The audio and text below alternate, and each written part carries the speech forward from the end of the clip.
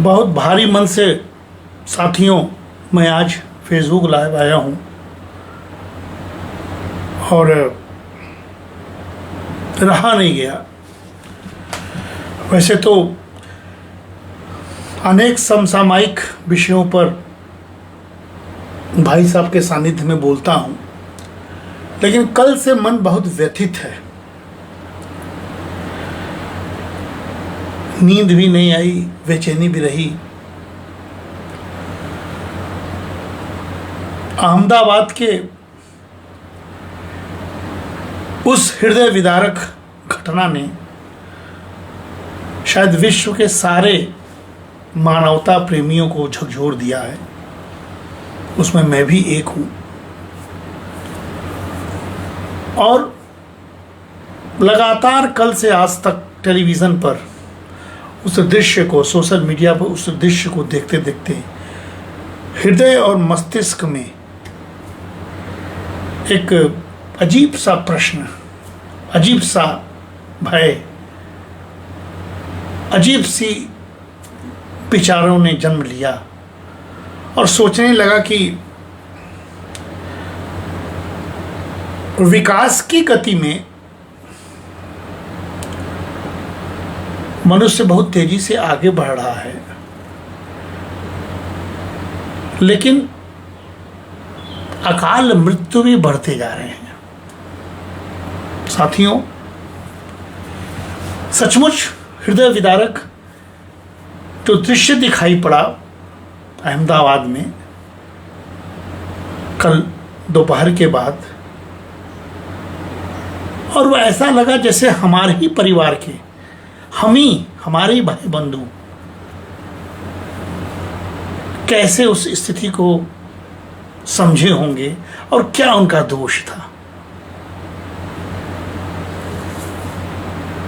साथियों, इतिहास दागदार plane crash को लेकर हमेशा चर्चा में रहा है। अभी 2024 में भी दक्षिण कोरिया में एक बोइंग विमान ही क्रैश हुआ था, जिसमें कि 180 लोगों की जानें गई थी। दुनिया के कहीं भी जानें जाती हैं, खास करके इस तरह की दुर्घटनाओं में, तो मन रोता है साथियों। 2018 में भी जो विमान हादसा हुआ उसमें 189 लोगों की मृत्यु हुई और उसी के बाद अगले साल 19 में भी 157 लोगों की मृत्यु हो गई थी। साथियों, KLM फ्लाइट 4805 और पैन एम फ्लाइट 1736 जो 27 मार्च 1977, जिस समय इमरजेंसी का दौर चल रहा था, खत्म होने वाला था, अब तक की सबसे घातक दुर्घटनाओं में से एक है, जिसमें उस दुर्घटना में 583 लोगों की जान चली गई थी 1970 में, जब कैनरी द्वीप समूह के टेनरिफ द्वीप पर धुंध भरे रनवे पर दो 747 विमान आपस में टकरा गए थे। ये तो समझ में आता है इस तरह की दुर्घटनाएं। और अगर साथियों व्यावसायिक उड़ान के स्टैटिस्टिकल डाटा के रूप में बात करें तो सुरक्षित तो माना जाता है, लेकिन पिछले दशक में जो राष्ट्रीय परिवहन सुरक्षा बोर्ड बात करता है वो 1100 से ज़्यादा विमान दुर्घटनाएं की घटनाओं को दर्ज कर चुका है। और पूरे के पूरे अगर इतिहास की बात करें हम लोग विमानन दुर्घटनाओं की बात, तो 17 सितंबर 1908 पावर्ड एयरक्राफ्ट से जुड़ी यह पहली दुर्घटना थी, जब राइट मॉडल ए फोर्ट मायर वर्जीनिया USA में दुर्घटनाग्रस्त हो गया था और उसमें पायलट और सह आविष्कारक आर्विल राइट घायल हो गए थे और यात्री सिग्नल कॉर्प्स लेफ्टिनेंट थॉमस सेल्फ्रिस की मौत हो गई थी। तो चूंकि हम जमीन को छोड़ रहे हैं, विज्ञान ने हमें इस योग्य बनाया है, हमने हवाई जहाज ईजाद किया, लेकिन क्रमशः धीरे धीरे वह हवाई जहाज सुरक्षित होता चला गया। फिर भी किसी न किसी कारण कभी न कभी जो क्रैश होता है और सैकड़ों लोगों की मृत्यु होती है तो मन आहत होता है। साथियों, अभी अहमदाबाद में एयर इंडिया की फ्लाइट A1171 जो लंदन गेटविक जा रही थी, उसमें 169 भारतीय और 53 ब्रिटिश नागरिक यात्रा कर रहे थे और दोपहर 1:38 पर कल रवाना हुई और मात्र 5 मिनट के अंदर, कुछ सेकंड के अंदर 200 यात्रियों और चालक दल सदस्य इसमें जो सवार थे, उसमें एक व्यक्ति जिसके बारे में हम बात करेंगे, विश्वास, रमेश कुमार विश्वास, उसके अलावा लगभग सारे लोगों की मृत्यु हो गई, जिसमें 7 पुर्तगाली नागरिक और 1 कनाडाई नागरिक भी था और 10 केबिन क्रू और 2 पायलट थे।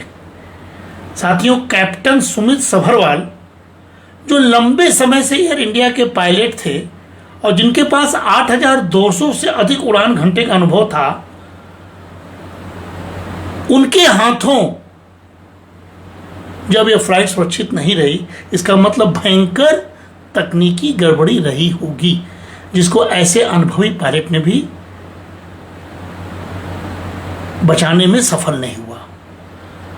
और दूसरा जो को पायलट था, ऑफिसर क्लाइव कुंदर, उन्होंने भी 1100 घंटे का उड़ान भरी थी। ये 2 अनुभवी पायलट के रहते एयर इंडिया का विमान उड़ नहीं पाया।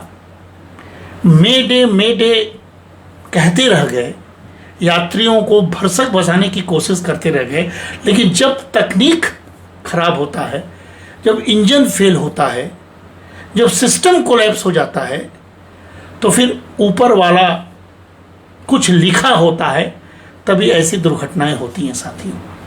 और अंत में वही हुआ। ऐसे अनुभवी पायलट के रहते हमारे 241 और सब मिला के 260 से अधिक लोगों की जो मौतें हुई, वो हृदय विदारक था। उसमें किसी रूप में किसी मनुष्य की गलती नहीं थी। हम तकनीक के सहारे जीवन जीने वाले लोगों की गलती थी, जो समय समय पर तकनीक का नयापन नहीं करता है, मेंटेनेंस नहीं करता है, और अंततः हम ईश्वर के उस मायावी जाल में फंसते हैं जिसमें लिखा है कि जन्म और मृत्यु ईश्वर के हाथ में है। साथियों,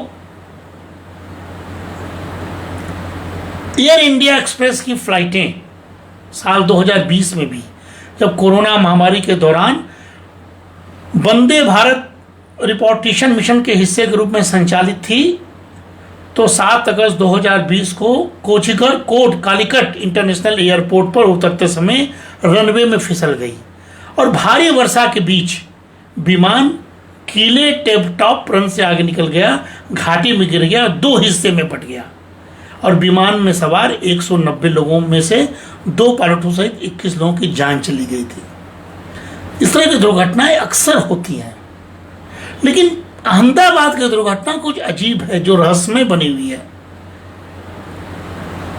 उड़ भी नहीं पाया और रनवे के थोड़ा आगे ही एक हॉस्टल पर गिर पड़ा। ये अपने आप में रिसर्च का विषय हो गया है, शोध का विषय हो गया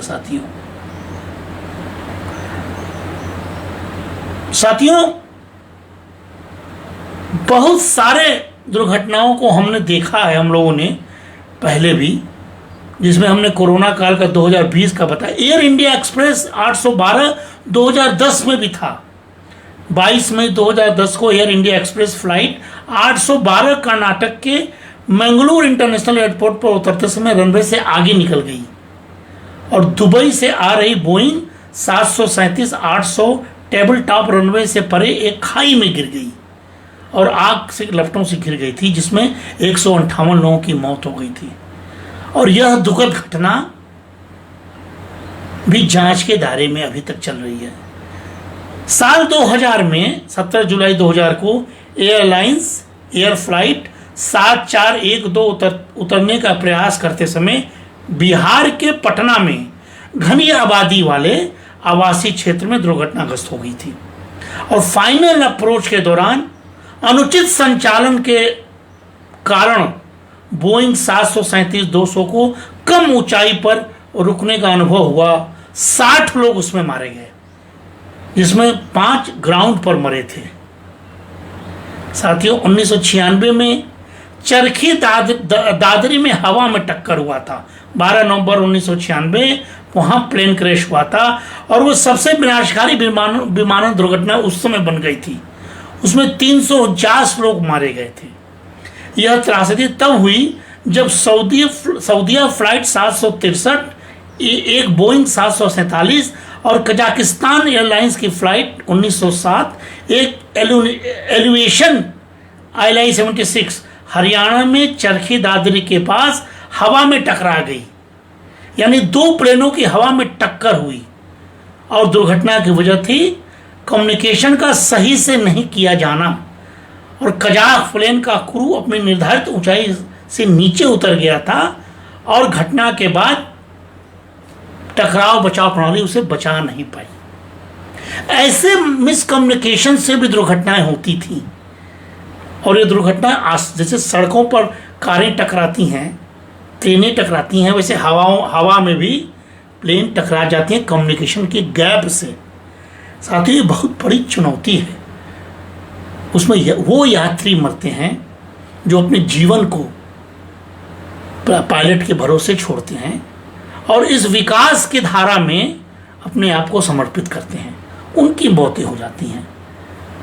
साथियों, 14 फरवरी 1990 को इंडियन एयरलाइंस की उड़ान 605 बेंगलुरु के HL एयरपोर्ट के पास दुर्घटनाग्रस्त हो गई थी। इसमें 146 लोगों में से 92 लोगों की मौतें हो गई थी। उस समय भारत में अपेक्षाकृत A320 नया विमान था। वो बहुत नीचे उतरा और रनवे से कुछ दूर जमीन से टकराकर एक गोल्फ कोर्ट में फिसल गया।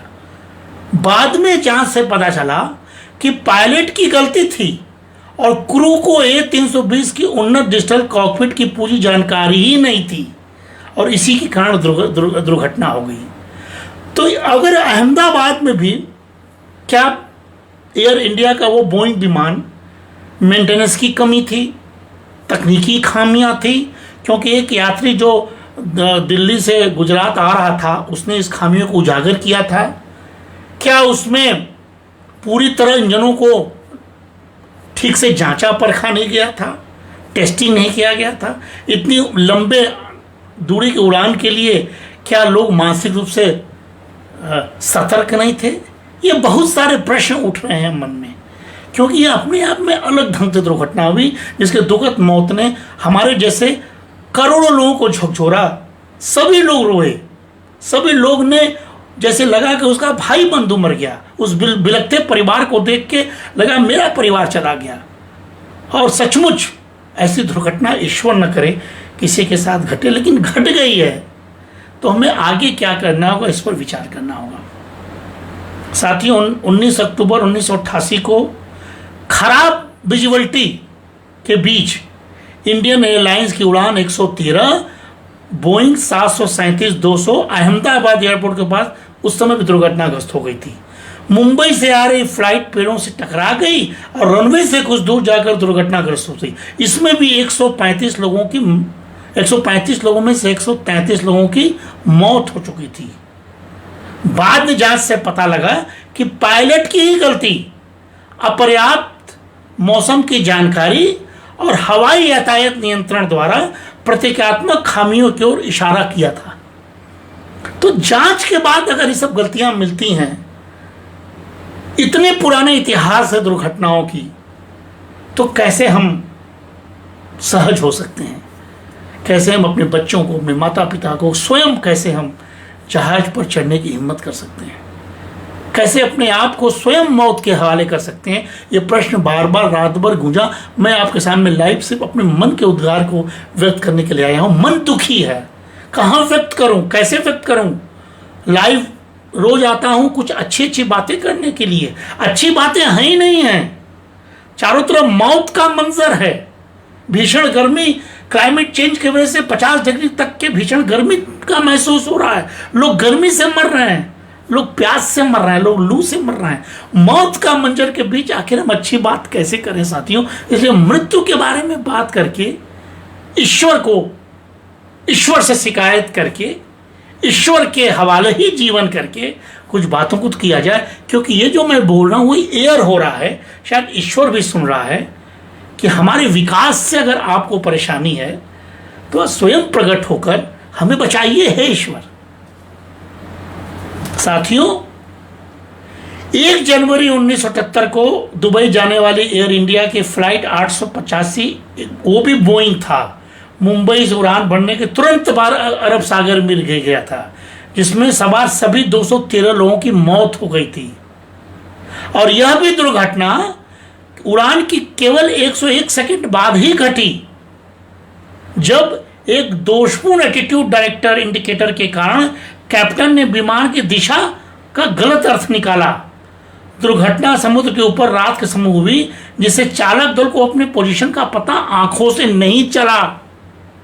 ये सारी खामियां हैं जो इतिहास के पन्नों में दर्ज हैं, और इस पर हम आपके साथ चर्चा कर रहे हैं साथियों। और यही नहीं, 31 मई 1973 को इंडियन एयरलाइंस की उड़ान 440 दिल्ली के पालम एयरपोर्ट के पास दुर्घटनाग्रस्त हो गई थी। बोइंग 737-200 को खराब मौसम का सामना उस समय भी करना पड़ा, और रनवे से कुछ ही दूर हाई टेंशन तारों से वो टकरा गया, और जहाज पर सवार 65 लोगों में से 48 की मौत हो गई। उस समय प्रमुख भारतीय राजनीति के उसमें मोहन कुमार मंगलम भी शामिल थे। जैसे इस अहमदाबाद वाले में हमारे पूर्व सीएम गुजरात के रूपाणी साहब शामिल हैं। साथियों, अहमदाबाद का यह वर्तमान क्रैश दुर्घटनाग्रस्त हुआ, वो बहुत दुखद है।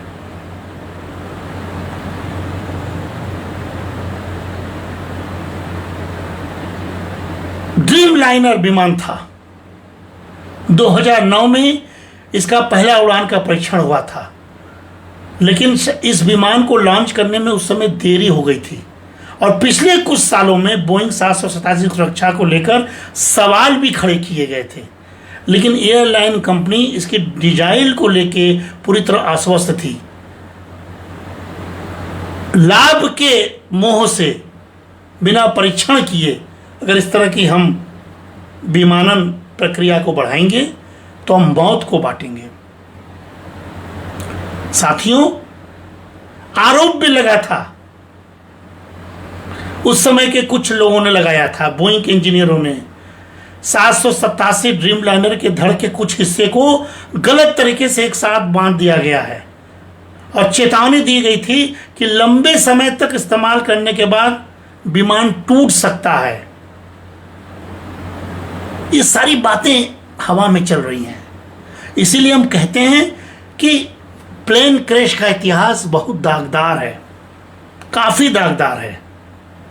24 में दक्षिण कोरिया में हादसा हुआ, 180 लोगों की जान गई, 18 में 189 लोगों की, 19 में 157 लोगों की, 13 में आग लगी विमान में सैकड़ों लोगों की, मार्च 25 में अभी कॉकपिट सीट की खराबी आने से विमान गिरा, 50 लोग की घायल हुए और मौत हुई। 445 दुर्घटनाएं इसमें से बहुत घातक थीं, जिसमें 10,000 से अधिक लोगों की जानें गई थी। लेकिन साथियों, फिर भी सबसे ज़्यादा बिकने वाला यही यात्री विमान है जिसकी कल दुर्घटना हुई। बोइंग कंपनी ने अपने 787 ड्रीम लाइनर विमान को सबसे ज़्यादा बिकने वाला यात्री विमान बताया था। इसमें कहा गया कि आरामदायक कॉकपिट के साथ साथ बड़े बड़े केबिन और खिड़कियां थीं, लेकिन फिर भी ये गिर गई, फिर भी ये क्रैश हो गया, फिर भी ये हवा में उठ नहीं पाया। ऐसा क्यों हुआ साथियों? क्यों मौत बटी? इसलिए मन दुखी हुआ, तो अचानक उसमें से 2 घटनाएं घटी जो ईश्वर की ओर नजर करता है। एक घटना, एक यात्री का बच जाना। उस बड़े हादसे में भी 1000 टेम्परेचर के बावजूद, आग के गोला बनने के बावजूद एक विश्वास का बचना, अपने पैर से चल के जीवन को रक्षा करना, ये अपने आप में ईश्वर के प्रति एक आस्था भी रखता है और जीवन और मृत्यु की कहानी को भी कहता है। एक वो घटना जिसके प्रति फिर से विश्वास जग उठता है ईश्वर पर, मानवता पर। वो व्यक्ति बचा, उसी में से बचा जिसमें सारे लोग मारे गए। और दूसरे, उसी प्लेन क्रैश में एक भगवत गीता का मिलना, कागज के बने हुए किताब भगवत गीता के रूप में भगवान कृष्ण का उपदेश देते हुए वो एक एक पन्ने सुरक्षित बचे। ये कैसे हुआ?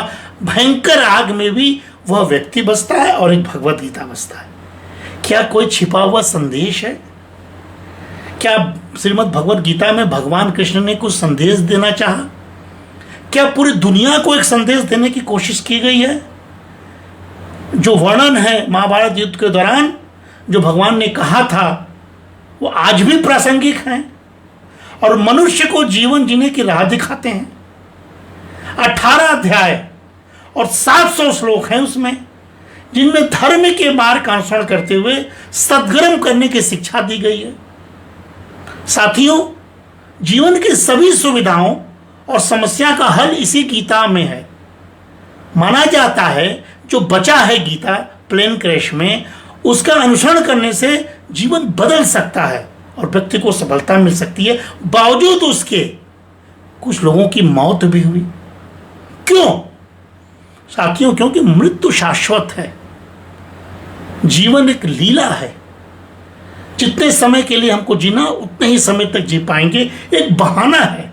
हमारे बड़े भाई साहब जिस गति से गए, एक स्क्रफ टाइफस, एक कीड़ा के काटने से, जो हमको अभी तक विश्वास नहीं हो रहा है, हमारे परिजनों को विश्वास नहीं हो रहा है, हमारे अपनों को विश्वास नहीं हो रहा है, फिर भी चले गए। उनके इस विराट छाये के नीचे मैं शाश्वत बोल तो पा रहा हूं। मृत्यु से हमें नहीं भय है, मृत्यु के तरीके से भय होता है, इसीलिए उस तरीकों को बचाना होगा। मृत्यु तो शाश्वत है, उसी गीता में कहा गया है। मृत्यु शरीर को समाप्त करती है, आत्मा की यात्रा को नहीं। जो हमारे 260 से अधिक यात्री भाई मारे गए हैं, चाहे हमारे नागरिक हों, चाहे ब्रिटिश नागरिक हों, चाहे पुर्तगाली हों, वे मरे नहीं हैं। उन्होंने दुर्घटना का शिकार हुए हैं, लेकिन उनकी आत्मा हमारी आत्मा में समावेश की है। वो किसी न किसी रूप में फिर से जिंदा होंगे। एक व्यक्ति जो जिंदा है वो बताएगा, वो गीता जो जिंदा है वो उसकी चर्चा करेगा। साथियों, आत्मा के दूसरे शरीर में प्रवास की अवधारणा उसी गीता में एक महत्वपूर्ण शिक्षा है, जहां भगवान श्री कृष्ण बताते हैं कि आत्मा शाश्वत, अविनाशी और सदैव गतिशील है, जो अपने निरंतर यात्रा के हिस्से के रूप में एक शरीर से दूसरे शरीर में जाती है। इसलिए मैं इस अवसर पर उन तमाम आत्माओं को नमन करता हूं, उनके प्रति श्रद्धांजलि व्यक्त करता हूं, लेकिन उम्मीद करता हूं कि वह फिर से मिलेंगे। साथियों, मृत्यु के बाद का जीवन एक ऐसा विषय है जिसमें सभी धर्मों में बात की गई है। मृत्यु के बाद होता क्या है? हमारे बनारस में हमने उसकी मोक्ष की कामना की है। हम लोग मोक्ष वाले लोग हैं। पुनर्जन्म भी इसका एक आंसर है, लेकिन मोक्ष सबसे अच्छा है जो काशी में मिलता है। लेकिन पुनर्जन्म भी हमारे हिंदू शास्त्र का महत्व है, इसमें गहराई से चर्चा किया गया है। और साथियों, एक श्लोक है गीता में, न जायते मृते वा कदाचिन नायम भूत्वा भविता वा न भूयः अजो नित्य शाश्वतम पुराणो न हन्यते हन्यमाने शरीरे। इस गीता में कहा गया है, श्लोक है, अर्थ है कि आत्मा का न जन्म होता है न मृत्यु, यह नित्य, अजर, अमर और शाश्वत है। शरीर के नष्ट होने पर आत्मा का विनाश नहीं होता। और उसी गीता में जो अहमदाबाद की दुर्घटना में बचा है, उसमें बताया गया है कि मृत्यु केवल शरीर के लिए है, आत्मा का नाश नहीं होता। इसलिए जितने सारे लोग मरे हैं उनकी आत्मा अमर है, अजर है। उन पुण्य आत्माओं को मैं कहता हूं कि दुर्घटना का वजह मानवीय भूल है, तकनीकी खामियां हैं, उनका दोष नहीं है, क्योंकि वो ईश्वर के पास गए हैं। ईश्वर से साक्षात करेंगे। इसलिए आत्मा का अस्तित्व सदा बना रहता है और यह नई शरीर को धारण भी करता है। साथियों, गीता के मृत्यु के बाद, गीता में जो हमारे उपदेश दिया गया है उसमें मृत्यु के बाद आत्मा के लिए कई लक्ष्य भी निर्धारित किए गए हैं, जिसमें एक पुनर्जन्म भी है। और वो श्लोक क्या कहता है? हम इसलिए कह रहे हैं कि उस दुर्घटना में वो गीता मिला है और ये व्यक्ति भी मिला है। व्यक्ति एक संदेश है और गीता कृष्ण का संदेश है। इसे हमें समझना होगा, सीखना होगा और मानवता को बचाना होगा। धर्म और अधर्म के युद्ध में धर्म के साथ खड़ा होना होगा और मानवता के लिए एकजुट होना पड़ेगा। साथियों, वासांस जीर्णानि यथा विहाय नवानि गृहाति नरो पराणि तथा शरीराणि व्याय जीर्णा न्यन्यानि संयति नमानि देहि। ये गीता का श्लोक है, जिसका अर्थ है जैसे मनुष्य पुराने कपड़े को त्याग कर नए कपड़े पहनता है, वैसे ही आत्मा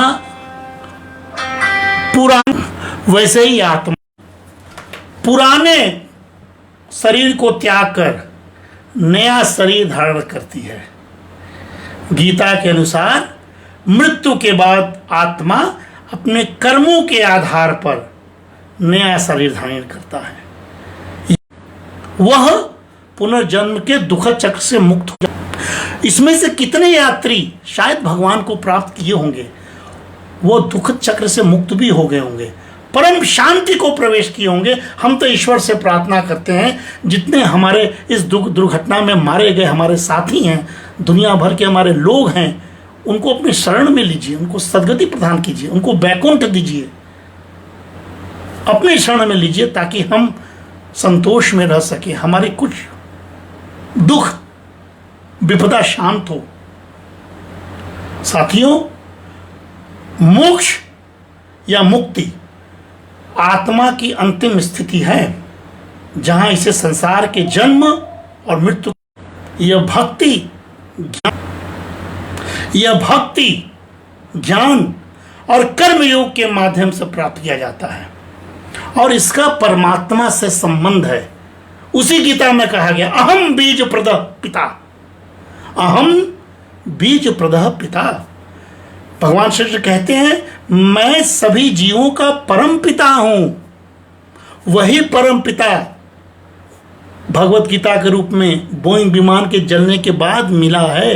इसमें भगवान श्री कृष्ण दिख रहे हैं। एक यात्री बचा है, उस पिता के समक्ष उसके पुत्रों की जान गई तो कुछ सोच के ही गई होगी, वो अपने शरण में उसको रखेंगे। हमारा ये विश्वास है। यानी मृत्यु के बाद आत्मा का एक और ठिकाना होता है, वह आत्मा का अंतिम लक्ष्य परमात्मा में विलीन होता। वो सारे लोग उस परम पिता में विलीन हो गए। साथी, मैं सबको नमन करता हूं, श्रद्धांजलि देता हूं।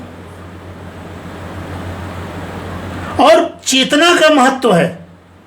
यम यम वापि स्मृत भाव त्यज्यते कलेवरम तम तमेवेति कौन्तेय सदा तद्भाव भावितः। जिस भाव या विचार के साथ कोई व्यक्ति मृत्यु के समय शरीर छोड़ता है, वही भाव उसे अगले जन्म में मिलता है। मृत्यु के समय मनुष्य की चेतना और ध्यान बहुत महत्वपूर्ण है। भगवान के प्रति समर्पण और ध्यान मृत्यु के बाद आत्मा को उच्च लोकों में ले जा सकता है। आपने देखा होगा, जब जिस समय अब वीडियो आ रहे हैं, बहुत सारे लोग ईश्वर को याद कर रहे थे, देवी को याद कर रहे थे। जैसा चित्त वैसा उसकी सद्गति। इसलिए हमें सदैव अच्छी गति में रहना चाहिए, ईश्वर को याद करते रहना चाहिए, सत्कर्म करना चाहिए, कल्याण करना चाहिए, क्योंकि कब क्या लिखा है नोबडी नोज परम पिता के अलावा। इसीलिए साथियों, मैं लाइव आया हूं दुखी मन से, लेकिन मृत्यु को शाश्वत मानते हुए विनम्र श्रद्धांजलि भी दे रहा हूं। मन भी दुखी है, रो भी रहा है, कल्पित भी हूं, मानवीय भूल के लिए क्षमा प्रार्थी भी हूं, लेकिन कहता भी हूं कि हमें सतर्क रहना है, हमें बच के रहना है, हमें मृत्यु का चयन स्वयं नहीं करना है, लेकिन मृत्यु से भयभीत होकर अपनी यात्राओं को स्थगित नहीं करना है, अपने सपनों को नहीं मारना है। और सभी की तरफ से मैंने कल इस बात को कहा है, मेरी उसी परम पिता से भी शिकायत है। मैं शिकायत कर सकता हूं अपने पिता से, पिता पुत्र का संबंध है, डेमोक्रेसी है, भगवान के सामने तो और डेमोक्रेसी है। खुल के बोलिए, ईश्वर से बोलिए। मैं बोल रहा हूं, ईश्वर के लिए बोल रहा हूं और शिकायत कर रहा हूं। कवित्व भाव में मैंने कल लिखा, भारी मन से लिखा साथियों, कि हे ईश्वर यह कैसी तेरी माया। मैं कल कविता लिखा भारी मन से, ईश्वर से शिकायत उसका शीर्षक था। लिखता हूं, हे ईश्वर ये कैसी तेरी माया, क्यों बेगुनाहों पर टूटी तेरी ये काया। फूल से बच्चे कोमल कली, क्यों ले ली उनकी सांसें, क्यों ले ली उनकी सांसें। किस बात की थी ये सजा, क्यों कर दिया तूने उनका अंत। न कोई पाप न कोई छल, तूने ही दी थी जिन्हें जीवन इन्हें कल, तूने ही तो दी थी जीवन इन्हें कल। जले बिखरे लाश घरों में मातम, हर आंख में आंसू हर दिल में गम। क्यों ढह जाते हैं सपनों के महल, क्यों बिछड़ जाते हैं ऐसे बेकल। हृदय रो रहा है, हे ईश्वर हृदय रो रहा है। रात में जब सब सोए थे चुपचाप हम रोए थे, आंखों से आंसू भले न झरे, भीतर ही भीतर खूब पीड़ा भरे थे। हम पूछते हैं क्या है तेरा न्याय, हे ईश्वर हम पूछते हैं क्या है तेरा न्याय। जब टूटते हैं ये रिश्ते बेहाय, कहाँ छिपा है तू क्यों मौन है, कहाँ छिपा है तू क्यों मौन है। जब जिंदगी इतनी बेजान है, ओ नियति ये कैसा विधान, क्यों किया ये बन तूने अनजान। टूटे सपने बिखरे वादे, यादों के पंख अब क्यों तुमने साधे। जो अपना था वो दूर हुआ, बहुत लोगों के अपने दूर हो गए। जीवन का हर रंग बेनूर हुआ, कोई धुन नहीं कोई गीत नहीं, बस दर्द की एक अंतहीन चीख रही। हर जीव का अंत तो निश्चित है, जो हमने अभी बताया साथियों उसको मैंने समेटा है लाइनों में। हर जीव का अंत तो निश्चित है, यही अटल सत्य शाश्वत है। पर जख्म गहरे नासूर बन गए, हंसते हुए चेहरे सब झुलस गए। ये नहीं अच्छा लग रहा है। हमको पता है कि मृत्यु शाश्वत है, लेकिन मैंने ईश्वर से शिकायत की कि हर जीवन का अंत तो निश्चित है ईश्वर, यही अटल सत्य शाश्वत है। पर जख्म गहरे नासूर बन गए, हंसते हुए चेहरे सब झुलस गए। मृत्यु ही जीवन का आधार, यह चक्र तो चलता रहेगा बार बार। यह हृदय रो रहा है, यह आत्मा पुकारे, हम थक गए हैं अब दर्द सहते, हम थक गए हैं अब दर्द सहते। ईश्वर तेरी अदालत में बेगुनाही क्यों मरती, बेगुनाही क्यों मरती, बेगुनाही क्यों मरती। हे ईश्वर तुझे चुनौती नहीं दे रहा हूं, पिता है तू पुत्र बन बिलख रहा हूं। आंखों में आंसू है, हृदय बेचैन है। सभी उन आत्माओं को अपने शरण में रखना, ये मेरा विनती है। तूने उसका जीवन लिया, तू उसे अपने शरण में रख। इसी श्रद्धा के साथ मैं आज लाइव होकर सभी मृतकों के प्रति अपना विनम्र श्रद्धांजलि व्यक्त करता हूँ। उनके परिजनों के साथ खड़ा हूँ। भगवान उनको शक्ति दे, उन्हें साहस दे और अपने ऊपर से विश्वास मत दिखने दे। ऐसा कुछ कर, ऐसा कुछ कर, ऐसा कुछ कर। नमस्कार।